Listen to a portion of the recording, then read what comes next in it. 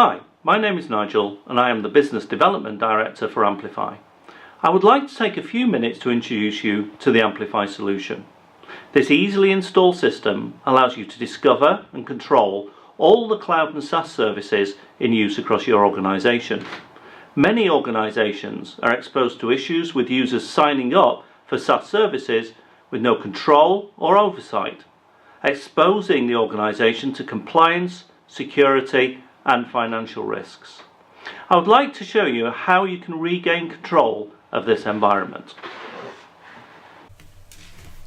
So, do you have concerns about the number of SaaS services which are in use across your organisation, who is using those particular services, and whether the overall cloud solutions you have in place are exposing you to financial, compliance or security risks? We have a solution here for you. So looking at the first screen, you can see an overview of a fictional organisation called JP Denny with 285 users, 451 devices, with 299 services in use across the organisation. This is often surprising for companies that we talk to, that they have so many different cloud and SaaS services in use. And in this particular company, 11 services are approved and 3 services are blacklisted.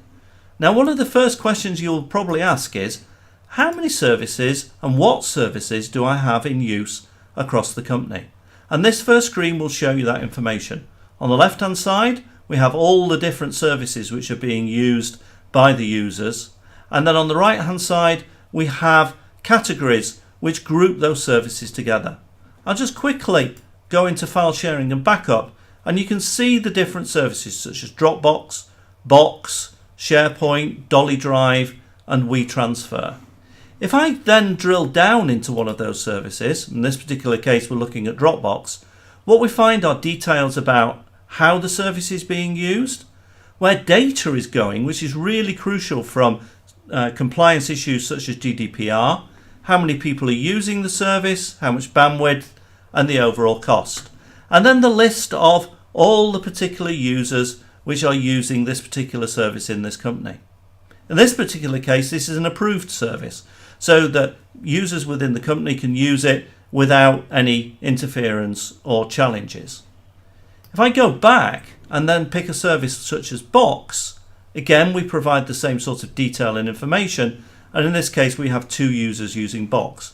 But this is a rejected service, and in this particular case the organisation has decided, rather than blocking the service, what they want to do is send emails whenever somebody uses the particular application to encourage them to move to the approved application, which in this case is Dropbox.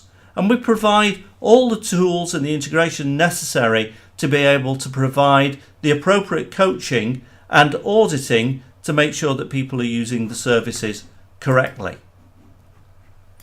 We then have a list of all the users across the whole of this company and the services that are actually using. In this case we have a fictional user called Abigail Gates. She's using 88 different SaaS services which signed up to in one form or another. And in this case we're showing also the traffic destinations for the services that this particular user is using. Usually this is predominantly North America, also some in Japan and some in Sweden and in the Nordics. What we also show is the average daily usage for that particular user, and then a graph which shows how many and how much data is being consumed at any one particular time. So what you can see from the system is that we very, very quickly and easily expose the number of services which are being used, who is using those services, and how they're being used within the organisation.